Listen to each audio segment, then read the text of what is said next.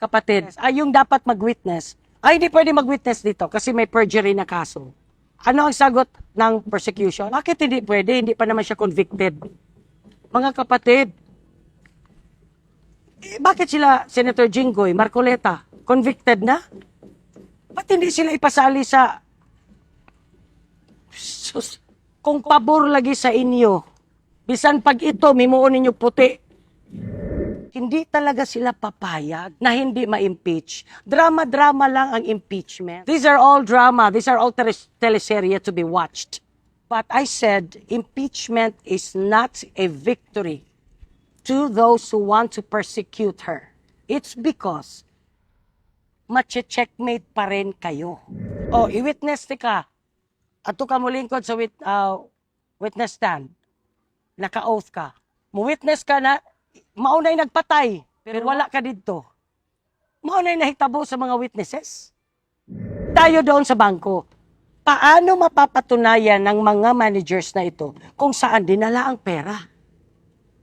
Ha? Kung sabihin natin na binulsa ni Sarah, that is pagbibintang. She does not live a luxurious life. Alam niyo po, ako no, dili man ko lawyer, pero di po ko bulok. Nakatawa ko ba? Nganong ihimuon man og witness ang manager? Dapat ang head sa land bank. The prosecution, what are you trying to ipalabas here? Na magnanakaw talaga si Sarah? Unsa may iistorya sa mga witnesses na mga managers? Ang trabaho lang ng mga managers is to confirm kung legal ba ang pag-withdraw, everything like that. Sila noon ang unusual. Maniwala ka ba? Nasasabihin for 32 years siyang manager. Pinakadako daw na iyang na witness na gi-withdraw, 500,000? That's bultae. That's bultae. Ano ba yan? They should not be asked for their opinions in the first place. This will be my other example. One of the grounds sa self-defense na did you come up priso? I know this. May kaaway ka. Nakita ni mo once na itaas ang deadly weapon, padulong siya sa imo, naa siya'y samurai. And then nakay pusil. You shot that person. Are you going to be in jail? Of course not. Because that's self-defense. Buhay pa ako. Babarilin ko, tinaas niya papunta siya sa akin. I will not go to jail, but I'm still alive. Si Inday Sara, mamamatay nga muna siya. And then, ang mga witnesses, for God's sake, how can they be called a reliable witness when they have no personal knowledge? How can he be a reliable witness when he was not there during the first investigation? Kadlok Diana, no? Without finishing the video, without talaga investigating. Muingon na din kag, naanay grave threat, naay kasuko. Dahil naana siya yung mga write-ups na negative kang Inday. Impeachment for Sarah is not a victory for those who want to persecute her. This might be the beginning of their regrets. Magandang umaga, hapon, gabi sa inyo lahat. Welcome to the 30 Talks. Hello pala sa akong mga DDS family at mga dinagatnons na nagmamahal kay Inday Sara. At kahit hindi tayo abogado, meron tayong karapatan magbigay ng opinion. Dati aminin ko marami pang pwedeng mabinuangan gani, pero lately, di na kumutuo na mabinuangan pa ang tao. Alam na natin what's the reason behind this. Ano bang rason? They want to delete. They want to oust. No? They want to obliterate our Inday Sara. Totally removed kasi hindi sila mananalo. Now, ganito mga kapatid. Pinagpipilitan nila na may grave threat. Alam niyo po kung anong ginagawa ni Inday Sara dun sa video niya? Nagsumbong siya sa atin, sa taong bayan, napapatayin ako. Sobra-sobra na ginagawa nila sa akin. Kinulong na nila, kinidnap na nila ang tatay ko. Binastos nila ako, ang staff ko, kakatukin ng madaling araw, dadalhin sa correctional. Pinagbibintangan na nila ako and yet wala naman silang Sufficient. Wala naman silang evidence. That's why it was being called fishing expedition. Nagbabakasakali. Oh, kung mangisda ta, magbakasakali ta, sigurado na kang may mahuli ka. Mao pa may ilang pagpangitag ebidensya. Ingon pa manggani ang abogado sa gobyerno. Sino ba yun? And really, sinabi niya, walang grave threat doon. Buhay pa nga ako, hindi ako makukulong, babarilin ko, palapit siya, isa samurai ako. Si Sarah patay na. So saan ang grave threat? Yun ang sinasabi ko sa inyo. Na ang mga bright, gipangliso. Bright baka sila, ulantaw lang nato, smart sila. Pero ang tinuod, dili di ay. It doesn't mean wa kay nahuman, bugo ka. Maraming rason. Way kwarta. Kinahanglan magtrabaho. Yan ako ipangutan ng mga kapatid. Naaba di ay mo eskwela. Nakanagyong tuloy-tuloy. Na kay kwarta, pag-enroll, dili ka maka-graduate. O graduate yun, ay, maunang dili ta na diploma, bright. Na labi na karon na walay pwede mabiyaan. Nobody will be left behind. Makagraduate yun tanan. Ano problema kay bisag di ka basa, ipag-graduate? What will happen to the next generation? Kung naan na po'y binuangan na i-impeach kay politikahon. Di ba? So maingon ta katong video. Ang video, there was no question about that. Paulit-ulit naman tayo, di ba mga kapatid? Even the defense, the counsels of our Inday Sara did not deny. So anong proof doon sa video?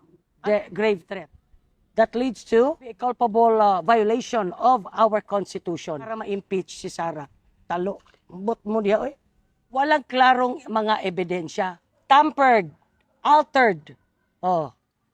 Mu-witness ka na, maunay nagpatay, pero wala ka dito. Maunay nahitabo sa mga witnesses. With all due respect to the director of NBI, how can he be a reliable witness when he was not there in the first place? During the first investigation, puro na lang siya naminaw dito sa iyang mga tauhan. Sus kahadlok, no? Kung ganyan na lang ang investigasyon sa NBI, without talaga investigating, without studying, muingon na rin ka, naanay grave threat. Sasabihin for 32 years siyang manager. Pinakadako daw na iyang na witness na gi-withdraw, 500,000. That's bultae. Sus Mario Josep kayo, masyado naman plastic. Scripted, both the witnesses from Land Bank, the word of the day, unusual. Halatang scripted. Alam niyo mga kapatid, if you will impeach Sara, please watch my previous video, yung sinabi ko na posibleng mangyayari. No? Because hindi talaga sila papayag na hindi ma-impeach. Drama-drama lang ang impeachment. These are all teleserye to be watched. Drama lang ito. Hindi sila papayag. But I said, impeachment is not a victory to those who want to persecute her. It's because mache-checkmate pa rin kayo. Kung ang inyong rason ay para hindi siya makaupo, kay para hindi kayo mabawian ng maleta, if she will be impeached, lalong dadami ang pro-Sara.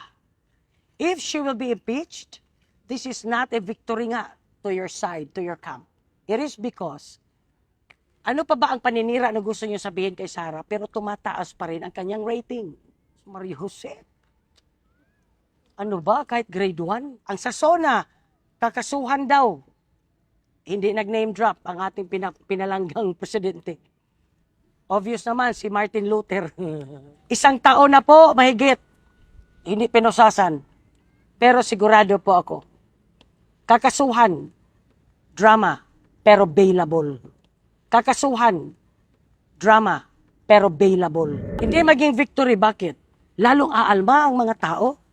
Ang mga Muslim, kung sino man po ang i-endorso ni Sara, yun ay bubutuhan ko. Sigurado ako bubutuhan ng DDS family. Kayo rin, di ba? Oh, tayong DDS family, kung ma-impeach si Sara, alam natin na gawa-gawa lang ito lahat. Wala tayong magawa kasi sila ang langit ngayon. Pero fake heaven man, may katapusan. So, whoever she will be endorsing, then we will vote. Mabawi ang maleta. Ang problema, nagastos na. Bakit ko nasabi, mas maluho tayo? Eh kasi vice president siya pero nagbabas lang yan eh. Tayo, magbas kayo dahil hindi kayo vice president. Napakasimple ng mga gamit niya. Sasabihin nila mga kapatid, yung dapat mag-witness. Ay, hindi pwede mag-witness dito kasi may perjury na kaso. Ano ang sagot ng persecution? Bakit hindi pwede? Hindi pa naman siya convicted. Mga kapatid, bakit sila, Senator Jinggoy, Marcoleta, convicted na? Ba't hindi sila ipasali sa... Sus, kung pabor lagi sa inyo, bisan pag ito, mimuon ninyo puti. Kung sino po ang i-endorso ni Sara, ni Inday, doon boboto ang mga tao. Wala pa rin kayo lusot, checkmate. Everything has an end. There's God. There's God. Nakita natin si Delilah, how stubborn she is. Usapan na nila a few days before. Gumawa pa rin siya ng napaka-judgmental. Nag-conclude na. Bawal na nga. Ito naman si Cheese. In-stop nga niya, pero nakapagtalumpati na si Delilah. Di ano nangyari sa stubborn? Napahiya. Diba ganyan natin makikita ang kanilang panguugali, mga kapatid? Who are these people na nangusog o impeach si Sara? Baka sila ang may maleta. Baka sila ang paldo ng bayan. Kami, taong bayan. Ang ningon ko sa akong intro, this might be the beginning of their regrets. Dili ka mag-wild ang mga Muslim? Kung sakaling pagdating ng panahon, dayain nila ang eleksyon. Pati tulad ko, ginuura akong kadlukan. How about the taong bayan? Lalong-lalo nakitang-kita na ang inyong mga purpose. Kapag nag-aagrabyado masyado, mga kapatid, mali na yan. Sikap pa more para hindi mabawi ang maleta. Alright, God bless, stay safe. I love you all.